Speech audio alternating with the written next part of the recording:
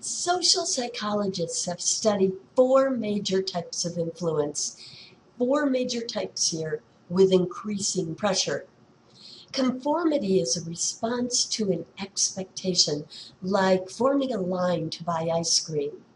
Compliance is a response to a request, such as to donate money. Persuasion is a response to persuasion, right? When someone talks you into something, like maybe voting for their preferred candidate. Obedience is a response to a command, such as to haze a new freshman into your organization. So again, notice how each one increases in pressure. And we're going to start with conformity, a response to an expectation. Here's my favorite conformity picture, by the way. All right, so how often do you conform per day? This is impossible to answer because most of our conforming occurs outside of awareness, like when we laugh in response to canned laughter or get in line at a checkout. So how much do you consciously conform then? If you think you don't conform, when was the last time you attended a formal wedding in jeans or sat all the way through the national anthem in a crowd? Okay, so mimicry is one form of conformity.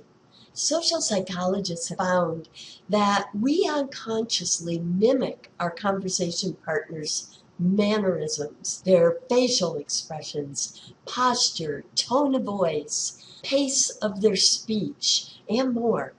And not only does mimicry tend to be unconscious, but we like people more the more they tend to do this. Mimicry. Then there are social norms. People find it really difficult to breach social norms, generally speaking. The pressure to conform is only an expectation, but it's still very powerful. In a study we're going to call the subway study, psychology research assistants, without knowing it, were the actual participants. They thought they were setting the scene for a study, but they were told to ask subway riders to give up their seats. A blatant violation of the norm, right? Many could not even do it.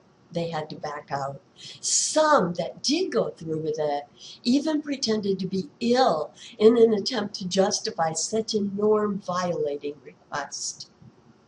In a very classic study years ago, social psychologists changed the norms on an elevator and videotaped the passengers' reactions. So let's watch this. Now, in each episode that you're going to see, the naive passenger on the elevator will be in the center. That's the one you want to watch. Okay? So, scene one. Here come our three researchers who face the back of the elevator. Okay, the guy we're watching is already starting to pace there in the back, right? We've got another researcher joining the group. He's running out of room to pace. He touches his face nervously.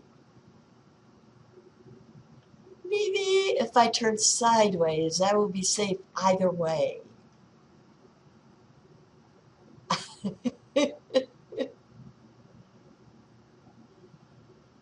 How much longer before the door opens? Okay, second scene.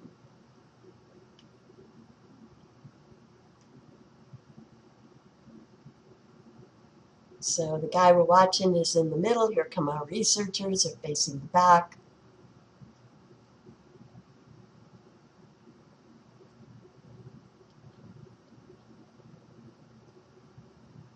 Alrighty, talked me into it. And our third scene. Now we have four researchers.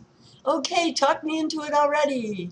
Now the researchers are wondering, what if we keep changing direction? Yup. Sure enough. Oop, there he goes, right with them.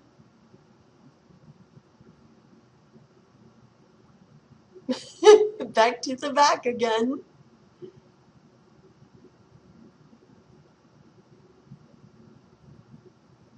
To the front, he's right on the mark here. How about if we can, wonder if we can get him to take off his hat? Sure enough. All right. Put it back on. You got it. The power of social norms. Sometimes we conform because we are in ambiguous situations and we don't know what to do. In a really classic 1930 study, Sharif had participants sit in a dark room by themselves. So they're by themselves, right? He shined a small dot of light on a wall for a couple of seconds and then asked them how far it had moved. Estimates ranged from 1 to 10 inches, even though the dot actually remained motionless. It only appeared to move. That's actually an optical illusion. It's called the autokinetic effect. So sometimes you see this study referred to as the autokinetic effect. We're going to call it the pinpoint light study. Now, later these participants did the same thing, but in groups. Individuals' estimates converged. They got closer and closer over a number of trials. Now, this may not be that surprising. After all, it was an ambiguous judgment, a difficult one to make. It makes sense then to look around you, right, and kind of get information from other people. But what are the odds that people would conform to a clearly wrong answer? Imagine you are a participant in Ash's famous conformity study in the 1950s showing the power of peer pressure. You get to the room and everyone is seated but you. After you sit, the researcher shows you a posting of 3 lines of different links labeled A, B, and C. He leaves it up and he explains that he'll then be showing you 1 line at a time, see that on the right, and your job is just to identify the links, A, B, or C. You're thinking, easy enough.